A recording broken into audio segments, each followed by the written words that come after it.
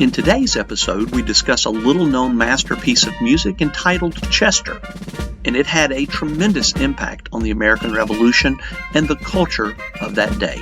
Before we get started, make sure and subscribe to our YouTube channel, follow us on your favorite podcast application, follow us on Instagram, and join our Facebook group. You can also check out our website at www.fastfunhistory.com. And now, Revolutionary War Rarities.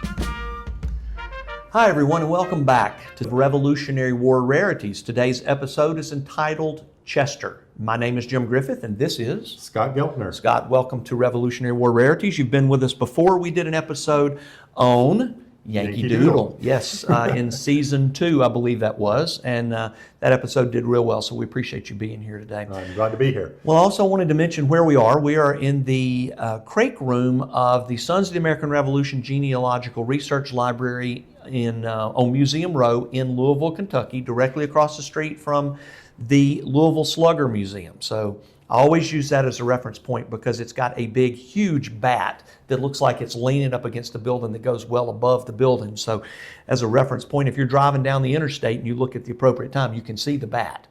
So regardless, that's where we are today, and we're thankful to be here. Now, today we're going to talk about Chester. Now, most people, or a lot of people, have probably never heard of the song Chester. So tell us about that. Well, Chester, at the time of the American Revolution, was probably the second most popular song amongst the Patriots. To Yankee Doodle.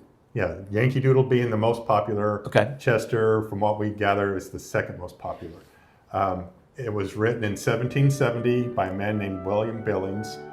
He was, for the most part, a self-taught songwriter, composer, and his music, basically, he was mostly self-taught. Now, the interesting thing about Chester is it is the first truly all-American patriotic song.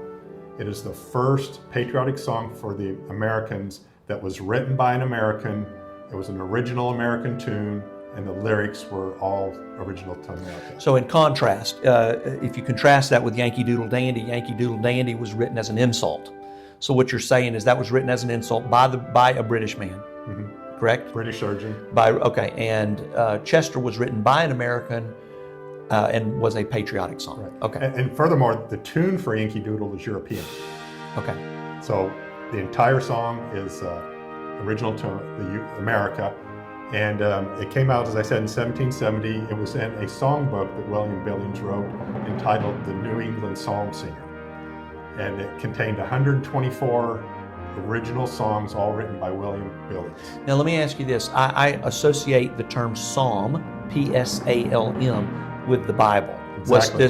Was that a religious songbook? And was Chester considered religious in any way? The songs he wrote were considered or intended to be used as a religious type of musical expression. Okay. So actually, one of the interesting things about Chester is if you look at the original lyrics, it was 2 stanzas. If you look at the original lyrics, most people who are familiar with Psalms would probably think this is just another Psalms except for 2 words that appear in it, New England. If you take the words New England out, it would blend in perfectly with any Psalm you're going to find in the Bible. Okay. And part of the reason they think the song was so popular was, William Billings lived in Boston. He was actually acquainted with Paul Revere and John Adams. So he's well into the local patriot cause up there. And the song, being in New England, you had a lot of Puritan influences. And so the song touches on some Puritan themes of being that we need to be faithful to God and that God protects those who are faithful to Him. Now, was this used, so this was used as an inspirational tune. When was it played? Did the soldiers hear this song? Did they sing this song? Did they march to the song? Was it a fife and drum thing? Tell me about that. Yeah, well, of course, being written in 1770, it was written 5 years before the American Revolution started. Right. So initially, it was used as a song, probably mostly used for like church services or given concerts or just for training purposes, because that's the songbook. That's kind of what its initial purpose was to train people in music. But it would have been picked up by the soldiers because of the lyrics. It became very popular, and the soldiers during the war from New England, as they moved and progressed throughout the other colonies, they carried that song with them, and the other troops in the other colonies picked it up as well. Okay, so this song, Chester, was written in 1770, was a very popular tune, but it evolved over time, correct? Correct. In 1778, William Billings wrote his second songbook, the New England Songmaster, and in that one he inserted 3 new stanzas into Chester. He took the original 2 stanzas, spread them apart, and inserted 3 new stanzas. Now, in 1778, the war has now been going on for 3 years, so those 3 new stanzas talk about elements of the war, what's been going on, America's victories, standing fast in the cause. Now, were the British aware of this tune? Did they ever hear it? Or oh yeah, they were. We certainly heard their insults with Yankee Doodle Dandy. I'm wondering if they heard this as a patriotic song. Oh yeah, they would have heard that for sure. And one thing that's a point I want to make is that in one stanza, William Billings names out 5 British generals: Howe, Clinton, Burgoyne, Prescott, and Cornwallis. Now this is 1778. Why he names those 5 British generals is the Siege of Boston has concluded, the Battle of Montreal, Saratoga, and Princeton. Those are all considered American victories. Each one of those generals he names was in command in at least one of those battles. So he's naming them out to demonstrate to the Americans that we have beat these guys, we can win. So, and were there any other songs that were of any level of popularity other than Yankee Doodle and Chester? Yeah, there were some others. The Liberty Song would be one. Okay, all right. So it didn't stop with those 2. There were other songs that came up, but these were the 2 most popular. Right. Okay. And unfortunately, well, after the war, Chester became like our de facto national anthem. We didn't have an official national anthem until 1931 when Star Spangled Banner. But it became our de facto national anthem, and it stayed that way for many, many years. But as time progressed, that style of music lost favor. And then we had Hail Columbia came out in 1789, Star Spangled Banner came out in 1814, and then My Country 'Tis of Thee came out in 1831, and those songs displaced it.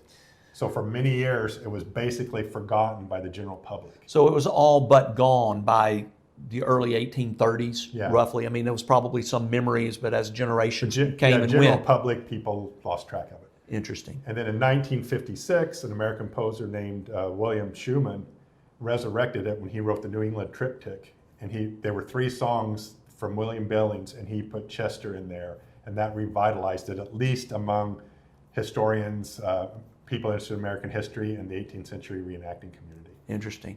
Any other things that you would like to tell us about Chester? Well, the name Chester. Good point. Yeah. Why is it Chester? Chester has nothing to do with the song. There's a city in England called Chester, which was originally a Roman military camp, and the word basically means like a military camp. And it was fairly common practice at that time when you wrote a tune to give it a name that had nothing to do with the lyrics, because they would recycle tunes. And so they wanted the tune to survive with other lyrics. So they just put new lyrics in like they did with Yankee Doodle. Yankee Doodle wasn't the name of the original tune. It's just what we know it as. Right. Interesting. Scott, thank you. Appreciate you being here on the podcast again. You're always welcome here, and we appreciate the interesting stories. And Revolutionary War Rarities is about all of the rarely known, rarely understood aspects, and Chester is one of those songs that people just don't really know about today. And one of the things that we're hoping to have in this episode, and I hope that it will be in there, is the music, that we'll be able to re-expose people to the music that was played back in those days. So thank you again for being here today. Thank you for having me. Music has always been important in our society and in the world, in fact, all the way back from classical musics from Mozart and Beethoven and all those famous composers up to this very day.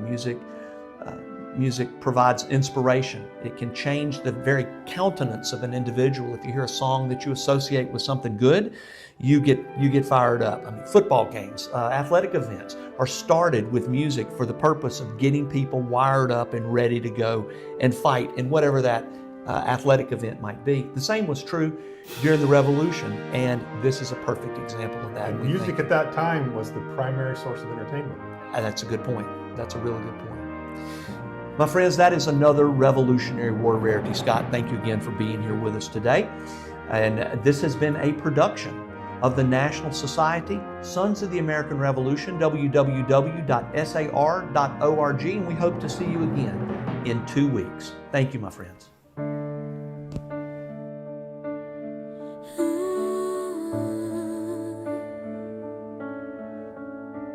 Let the voices rise, let the hearts ignite from the depths of history, shining bright. Billings taught us with his soul and pen, in melodies of courage we rise again. In a time of struggle, when the nation stood tall, William Billings wrote a hymn that echoed through the hall.